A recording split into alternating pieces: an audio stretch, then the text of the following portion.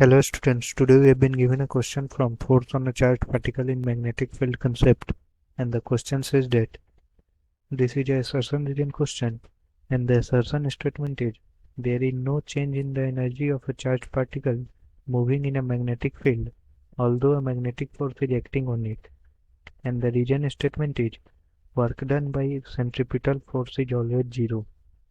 Now, the options are we have to mark option A if both assertion and reason are correct and reason is the correct explanation of the assertion. Option B if both assertion and reason are correct but reason is not the correct explanation of assertion. Option C assertion is correct but reason is incorrect. Option D assertion is incorrect but reason is correct.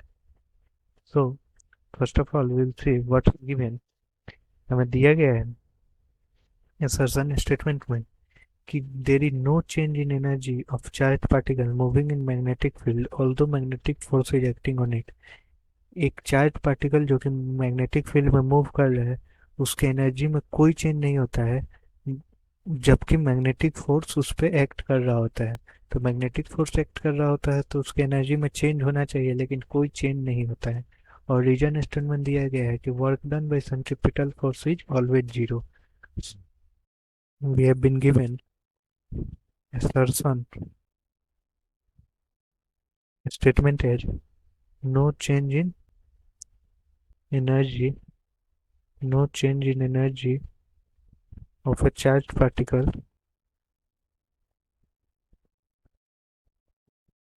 moving in magnetic field. No change in energy of a charged particle moving in magnetic field.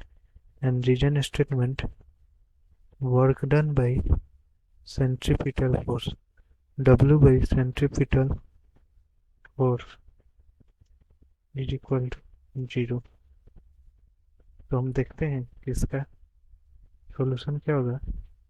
Step 1 of solution में हम देखेंगे, हम जानते हैं कि work done क्या होता है, force into displacement. Work done जो होता है work done by any force is equal to F dot S force into displacement. अब ऑल्सो हम जानते हैं मैग्नेटिक फोर्स जो होता है is perpendicular to direction of motion of charge particle. Magnetic force जो होता है वो चार्ज पार्टिकल के मोशन के परपेंडिकुलर डायरेक्शन में होता है। तो work done by magnetic field zero होगा बिकॉज डॉट प्रोडक्ट लेंगे एफ डॉट एस का तो जीरो हो जाएगा क्योंकि दोनों का परपेंडिकुलर होता है। ठीक है, एफ डॉट एस को हम F mod of S into mod of S into cos theta लिख सकते हैं। तो थीटा यहाँ पे 90 हो जाएगा तो कॉस थीटा जीरो हो जाएगा तो वर्क डन जीरो हो जाएगा मैग्नेटिक फील्ड के केस में बिकॉज फोर्स परपेंडिकुलर होता है direction of motion of charge particle के। Force due to magnetic field is perpendicular to direction of motion of charged particle. So work done by magnetic but reason statement हमारा दिया गया है कि work done by centripetal force is always zero. अब हम जानते हैं in case of circular motion centripetal force always acts perpendicular to direction of motion. centripetal force हमेशा perpendicular to direction of circular motion।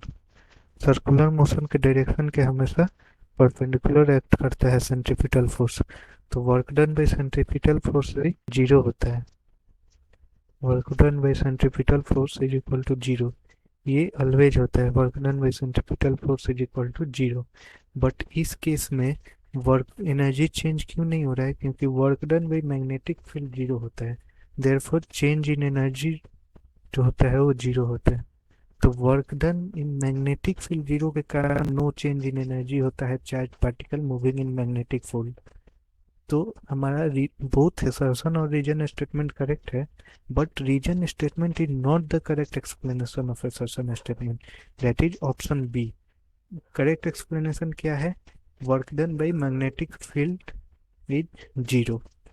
तो हमारा ऑप्शन बी करेक्ट आंसर होगा.